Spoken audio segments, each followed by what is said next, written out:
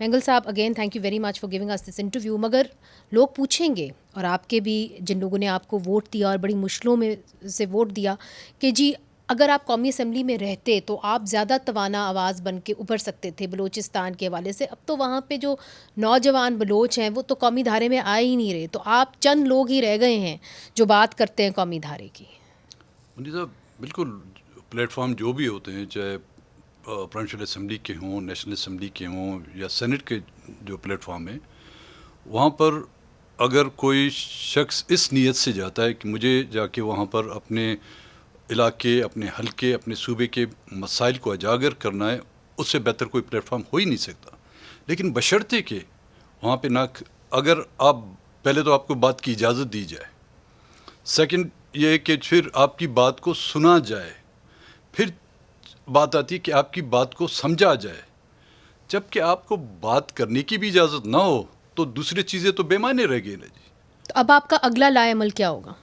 صاحب دیکھیں پارٹی کو استعفیٰ واپس آپ نے نہیں لینا؟ نہیں, استعفیٰ میں نے وہاں پہ بھی کہا ہے کہ یہ پتہ نہیں ہماری ایک خاندانی وہ چیز ہے کہ جو ہم فیصلہ کرتے ہیں سوچ کے فیصلہ کرتے ہیں, فیصلہ کر کے پھر ہم نہیں سوچتے. یہ میرا اپنا ذاتی اٹل فیصلہ ہے, اس پر کسی بھی طریقے سے ہم پیچھے نہیں ہٹیں گے.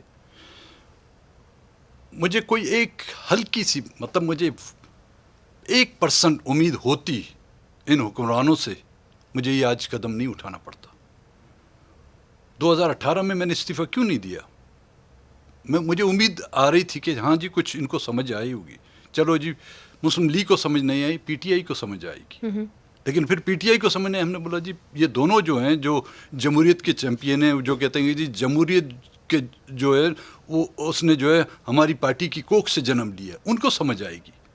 لیکن ان نتائج کے بعد اور آج کل کے جو بلوچستان کے حالات ہیں, اس سے مجھے اندازہ نہیں, یقین ہو گیا کہ یہ بلوچستان کے مسئلے کو خود بھی حل نہیں کرنا چاہتے. خود حل نہیں کرنا چاہتے یا ان کے پاس وہ اختیار ہی نہیں کہ وہ حل کریں؟ چونکہ آپ نے تو دونوں کے ساتھ کام کیا, شہباز شریف صاحب کے ساتھ بھی کام کیا, عمران خان صاحب کے ساتھ بھی کام کیا.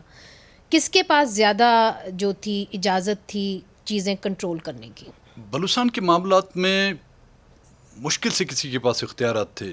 جب پی ٹی آئی کے ساتھ بھی ہم تھے, کیونکہ ایشو صرف اس کا تھا, بڑا ایشو جو تھا وہ مسنگ پرسنس کا, وہ خود اپنے آپ کو بے بس دکھلا رہے تھے. وہ ہمیں وہاں کا راستہ دکھا رہے تھے کہ جی آپ ڈی جی آئی سے جا کے ملیں یا ڈی جی سی سے جا کے ملیں یا کور کمانڈر سے جا کے ملیں, وہ اسی طرف ہمیں بھیجتے تھے. تو پھر وہاں پہ ہمیں اگر جانا ہے تو پھر پارلیمنٹ میں کیوں بیٹھیں؟